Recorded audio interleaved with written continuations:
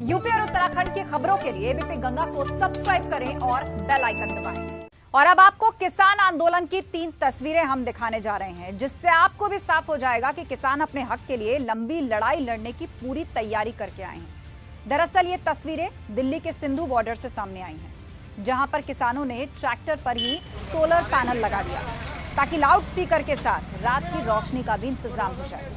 इस solar panel की मदद से किसान अपने मोबाइल फोन भी चार्ज कर रहे हैं।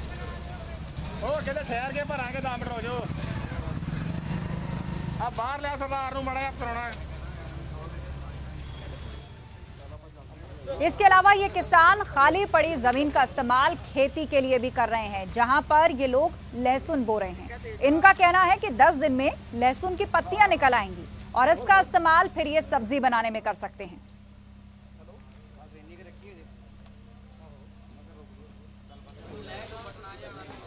पंजाब से आए किसान अपने साथ में वॉशिंग मशीन तक लेकर आए हैं, जिसका इस्तेमाल ये सभी कपड़े धोने के लिए कर रहे हैं। वहीं किसानों के समर्थन में पंजाब के कई अंतर्राष्ट्रीय खिलाड़ी भी उतर आए हैं, जिन्होंने न सिर्फ कृषि कानून के विरोध में अपने अवार्ड वापस किए, बल्कि ये सब किसानों के आंदोलन में कंधे से कंधा मिलाकर उनके साथ खड़े हैं।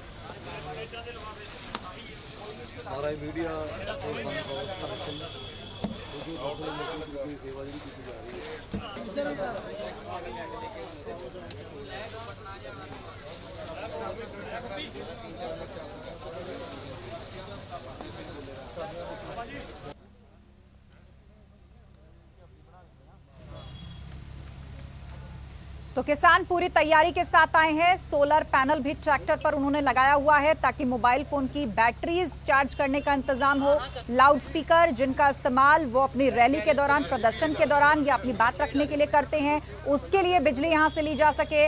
और साथ ही देखिए, लहसुन की खेती हो रही है, 10 दिन के अंदर कहा जा रहा है कि उसकी पत्तियां निकल आएंगी, तो मतलब उसका इस्तेमाल फिर सब्जी बनाने में किया जाएगा। वॉशिंग मशीन साथ आई है, ढेरों किसान यहाँ पर हैं, तो उनके कपड़े कैसे धुलेंगे? वॉशिंग मशीन भी साथ लाए हैं किसान। ये सिंधु बॉर्डर से दिलचस्प तस्वीरें हम दिखा रहे हैं। मतलब लॉन्ग टर्म प्लानिंग के साथ किसान आए हैं कि आंदोलन यदि लंबा चला, आगे अगर लेकर जाना है, तो किसी भी तरह का जो इंतजाम है या समस्या है उससे निपटारे के लिए मशीनरी कम से कम साथ हो। खाने पीने के इंतजाम से लेकर बिजली और यहाँ तक कि कपड़े धोने की व्यवस्था तक का इंतजाम किसानों ने कर रखा है।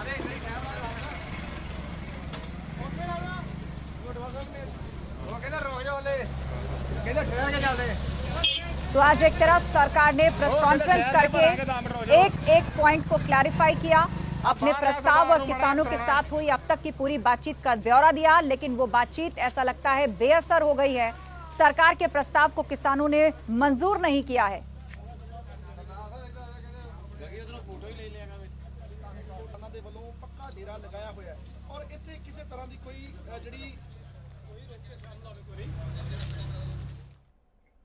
और अब आपको सीधे लिए चलते हैं, हमारे साथ किसान नेता भानु प्रताप जी इस वक्त लाइव जुड़ रहे हैं। स्वागत है आपका भानु प्रसाद जी। जी तस्वीरें भानु प्रताप जी हम अपने दर्शकों को दिखा रहे थे कि आप लोगों के साथ नई नवेली वॉशिंग मशीन आई हैं, सोलर पैनल लगा हुआ है, ट्रैक्टर पर लहसुन बोया जा रहा है, मतलब लंबा ले जाना है आंदोलन को, ये तय कर रखा है। थोड़ा तेज बोलिए। आप सुन पा रहे हैं मेरी आवाज? जी। आंदोलन को हम लंबा नहीं ले जा रहे, आंदोलन को तो लंबा ले जा रहे हैं भारत के प्रधानमंत्री, जिनको लोकतंत्र में देश के किसानों से बात करने की फुर्सत नहीं है, वो ले जा रहे हैं। लेकिन सरकार के मंत्री तो लगातार आपसे बात कर रहे हैं ना, प्रधानमंत्री सरकार के मंत्री तो लगातार आपसे बात कर रहे हैं ना, और आज तो लंबी चौड़ी प्रेस कॉन्फ्रेंस की और कहा आगे भी बातचीत के लिए तैयार हैं, तो मुद्दा कहाँ पे अटका है? जो मंत्री बात कर रहे हैं उनमें किसानों के हित की बात करने की अकल नहीं है। आप केंद्रीय कृषि मंत्री पर भी सवाल उठाएंगे? का गठन कर दो। केंद्रीय कृषि मंत्री पे भी सवाल उठाएंगे कि उनको अकल नहीं है बात करने की, वो किसानों के मुद्दे नहीं समझते। केंद्रीय कृषि मंत्री क्या होते हैं जब किसानों की बात नहीं मानते? तो किसान केंद्रीय कृषि मंत्री खेती करते हैं, केंद्रीय कृषि मंत्री ट्रैक्टर चलाते हैं, केंद्रीय कृषि मंत्री धान की किन बातों से ऐतराज है? सरकार कृषि ने मंत्री प्रस्ताव गन्ना आपको बोते हैं, भेजा। केंद्रीय भानु कृषि प्रताप मंत्री जी, गेहूं बोते हैं। भानु प्रताप जी, जनता ने वोट दिया है, जनता ने सरकार- उनको चुना है। इस डिबेट में हमें सरकार नहीं पढ़ना को अकल चाहिए। नहीं है। सरकार ने जो प्रस्ताव आपको भेजा है, सरकार- किस बात पर एतराज है आपको, ये बताइए। किसान की हमें ऐतराज इस बात पे है कि किसान एमएसपी किसान तैयार करेगा और वो सरकार को खरीदना पड़ेगा। उन्होंने कहा हम लिखित गारंटी देंगे और इस व्यवस्था को खत्म करने का ठीक हमारा है। कोई इरादा नहीं है। क्या ये काफी नहीं है या इससे आगे भी आप कुछ चाहते हैं?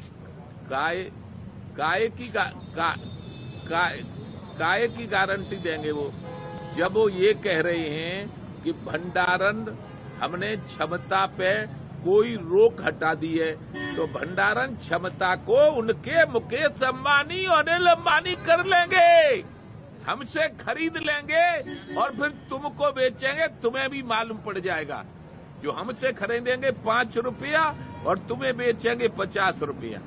हम ये कह रहे हैं कि किसान आयोग का गठन करो, किसानों को फसलों के दाम तय करने का अधिकार दे दो, फिर उसको तुम गरीबों को कोटा सिस्टम से बंटवा दो, सरकार बचे उसका निर्यात कर दो, सब सिस्टम सही है। देश की पार्लियामेंट ने कानून बनाया, चर्चा के बाद ये पूरा एक्ट बना है। जरूरत तो आप देश की संसद से पारित हुए कानून के खिलाफ ये आंदोलन कर रहे हैं। जो संशोधन वो देना चाहते हैं आप उस पर बात नहीं कर रहे। अब आप ये अड़ के बैठे हैं कि सारा का सारा कानून ही वापस हो जाए। संसद से कानून पारित हुआ है, तमाम सांसदों ने उस पर चर्चा की है और उसके बाद आपका ये आपको लग रहा है कि ये किसी सुझाव की ओर जाता हुआ कदम है या किसी समाधान की ओर जाता हुआ कदम है? ये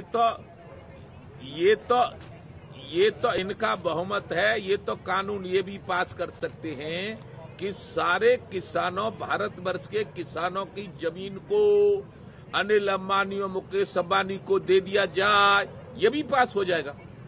तो मतलब आपको कुल मिलाकर किसानों के मुद्दे और एमएसपी से शुरू हुई ये जो जंग है, अब आप उसमें अंबानी और अडानी को भी खींच लाए हैं और कुछ इसी से जुड़ी हुई बयानबाजी चीन, पाकिस्तान सरकार के मंत्री या उनके नेता करते हुए दिखाई दे रहे हैं। चलिए, कुल मिलाकर आपके रुख से स्पष्ट है कि आंदोलन जो है अभी फिलहाल लंबा चलने वाला है और 12 और 14 तारीख को जब आपने एक और हाईवे जाम करने और टोल फ्री करने की जो बात कही है, आने वाले समय में ऐसा लग रहा है कि फिलहाल सरकार के साथ एक सिंगल टेबल पर बैठकर कोई सोल्यूशन निकलता हुआ नहीं दिख रहा। शुक्रिया हमसे बातचीत के लिए।